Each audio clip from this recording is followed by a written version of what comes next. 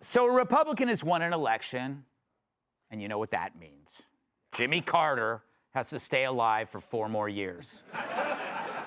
It's also time for liberals to tell themselves that they're still right about everything and their hysteria and delusions of persecution are perfectly normal. Yet right now, they're melting like that stick of butter Joy Behar keeps between her thighs to prevent chafing.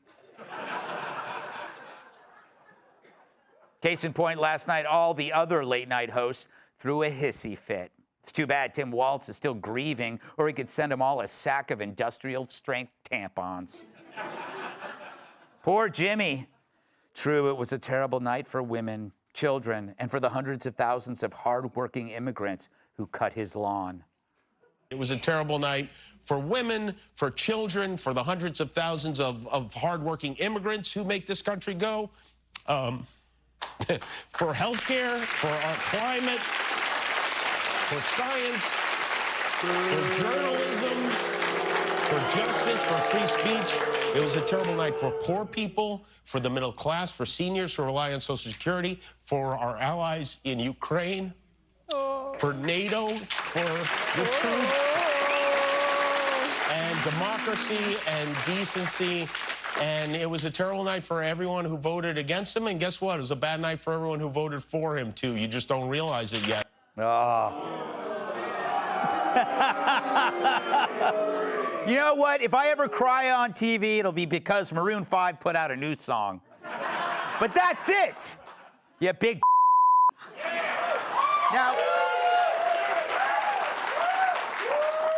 remember when Johnny Carson cried like a baby over Ronald Reagan getting elected? Yeah, neither do I. And you know why he didn't? Because his wife didn't keep his balls in a Tupperware container next to a box of tofu burgers. But the killer phrase was at the end when Kimmel said, "You just don't realize it." Because you see, he's smarter than you, and he needs you to know that. And his ego can't bear that there's someone out there more famous and more influential than him. I got news for you, Kimmel. The last time you mattered, Bruce Jenner still had a penis. Love you, Bruce. Jimmy's career peaked with busty girls on trampolines. Now the only boob we see is him. He once co-hosted The Man Show. Now he's sobbing like he just watched Steel Magnolias 3 days into his menstrual cycle. Here's another morose multimillionaire. Hey there. How are you doing? If you watch the show regularly, I'm guessing you're not doing great. Yeah, me neither. Oh, you're not doing great? You're filthy rich and totally immune from the crap you push on everyone else. By the way, I'm actually doing fine, Stephen. Other than the 48-hour erection I've had since they called Pennsylvania, I'm feeling no pain, bro. I'm going to see a doctor about that. Yeah, clap for it. Oh, it's painful. But, Stephen, have you tried maybe just getting over yourself? You've been bashing Trump for 8 years, and all you've done is help put him back in power. After being wrong about something every day and night for 8 years, you might consider trying something new, like, I don't know, comedy. But at least Seth Meyers reveals the source of his anguish: relevance. Trump has it, he doesn't. We live in an infinite time warp where Donald Trump has always been and will always be the center of the universe. There can be no escape. All hail our powerful and benevolent supreme leader. Or how about you just do your dumb little comedy show and stop acting like you tried to save the world, but we were too ungrateful to listen to your brilliance. NBC's late night show used to be wacky hijinks until Seth turned it into an hour with your gay therapist. So these fellas are experiencing deep mental pain.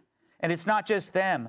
Journalists are now offering tips to deal with their disappointment, frustration, even fear. And I get it. That's normal after any loss. I'm still mad about losing world's sexiest man to Johnny Depp. But why would people feel fear? Maybe because their only news sources are constantly telling them Trump's going to turn America into Nazi Germany. But you know who felt actual fear during the Biden administration? People who had to ride the subway, or have to buy groceries, or anybody who wants to bang a chick who doesn't have testicles. That's a lot of people. But now, even Kamala admits everything's gonna be fine. So much for Trump being Hitler. Turns out she was lying the whole time. They all were. Still, CBS gave handy tips for coping with loss. CNN recommends taking deep breaths, long walks, and please don't suppress your emotions. Usually when they cry this much, they're sharing an elevator with Brian Stelter on Taco Tuesday.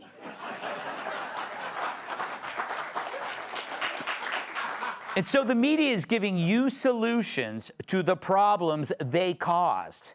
After all, who generated all the anxiety by promising the apocalypse if Trump won? They did. It's like climate hysteria. They banged the drum on it enough, and then kids came down with climate stress. They pretended to cure a disease they cooked up in their own labs. It's like China coming up with a vaccine for COVID. Look at Kimmel and Colbert. They're wrecks because they believe the media. And yet, we're fine because we weren't brainwashed. We know the media's job is to lie, to create anxiety out of proportion to the actual threat, or no threat at all. Journalists really only need to give you one tip to manage stress, and that's stop paying attention to journalists. Maybe these late-night losers will stop thinking that the world is ending, because we know, under Trump, it's really just beginning.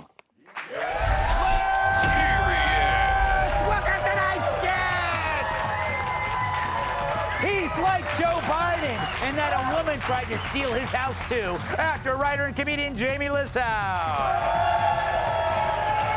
He got kicked out of the band for taking a stand. Musician Winston Marshall. And when her water breaks, it'll be Poland Spring. New York Times bestselling author and Fox News contributor And he's so big, he gets his own electoral vote. New York Times bestselling author, comedian, and former NWA. Oh, I got a clap. Tony Robbins clap. All right. Jamie, you know, you often are depressed, miserable, lonely, suicidal. You generally think that there's no hope for you. So you might be the perfect person to come to for advice for these people who are currently looking for help. How do you get out of bed every morning knowing that life is worthless? This makes it harder, this line of questioning. Listen, Greg, I have an opinion Yes. and a joke, unless nobody laughs, and I have two opinions. Okay. You pointed it out. They think we're stupid. Kimmel thinks he's smarter than everyone, and Right. and it's just, that's exactly what he just said. And to just be full, I guess, transparency, when he was crying, they had just showed him his ratings, and so it wasn't necessarily all about that. Isn't it a little one-sided though? That by the way, I felt so much better with all the things you described. I do suffer from those. You know what cured them? Tuesday night. Tuesday night cured them. They came out with it said like how to cope with a loss. Yeah. What about us? What about how to cope with a win? Yeah. What about us? They say deep breathing, and they say have you ever heard name your feelings? Mm-hmm. That's what they say you're supposed to, when you feel something, I made the mistake if I did it while I was talking to my ex-wife. You're supposed to when you're alone. I was like, bitter, you, betrayal. And deep breaths, which I do all the time. I do in through the nose, out through the mouth. Works a little bit better if you have a little cocaine under your nose. He's really fun at parties, though. Yes. Winston, what's your perspective on all this as a Brit? You've been smiling since you got here. I have. Well, I have to say, I know Americans don't like foreigners like me opining on their business, but I have to say, your president is our dictator, so it's quite important to us. When it comes to Kimmel, I mean, Trump said that we're going to overdose on winning. It's already begun. Not only did he take the White House, the popular vote, the Senate, and the House, but now we get to enjoy all these libtards and their floods of tears. It's beautiful.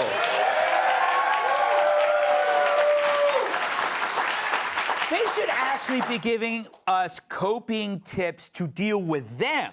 It's like, how do you deal with people around you falling apart? Yeah. Right? You know, like some kind of, like, what is that called? Like, Empathy? Empathy. It's hard to win. It really is hard to win when you have so many losers around you. Kat, doesn't it feel? I know that you were for neither party, but don't you feel like there's been like a weight lifted from you? Like it does feel having a definitive election and getting it back. I was almost flying to work. Yeah. I was like flying up 6th Avenue. Yeah, I'm glad it's over. Mm-hmm. I'm glad it was definitive. I don't get any joy in seeing other people suffer unless they're like my ex. But, What did you make of the late night people? you know, I think with people who are liberal specifically, I'm somebody who always thinks that there's too much focus on the specific people that are in power and not enough focus on the amount of power that those positions have. Mm-hmm. And what I've never been able to understand is how these people are melting down so emotionally about how this elected official might impact their lives, but they're the same ones who are arguing for government to have more of an impact on your life. Right. And I don't see how you don't draw the connection between those things. It's like, yes, that's why I'm someone that's for small government. In my perfect world, it would hardly matter who wins the presidency because the government wouldn't be so involved in our lives. But these are people who are crying because who have just elected, whose whole philosophy is that we need more government to affect more things in our lives. And I don't see how you can have that emotional reaction and not challenge perhaps the logical conclusion of some of your beliefs. That makes it makes perfect sense. And originally, you can applaud me. Yeah. Applaud me, compliment her. It is the reason why Republicans tended to be the better choice because they were for smaller government, limited government, which is Not small enough for me. yeah. You want Very non-existent. You want to live on a tiny little island. She would like one government crossing guard who goes, go ahead. Yeah. How did you feel watching Kimmel cry?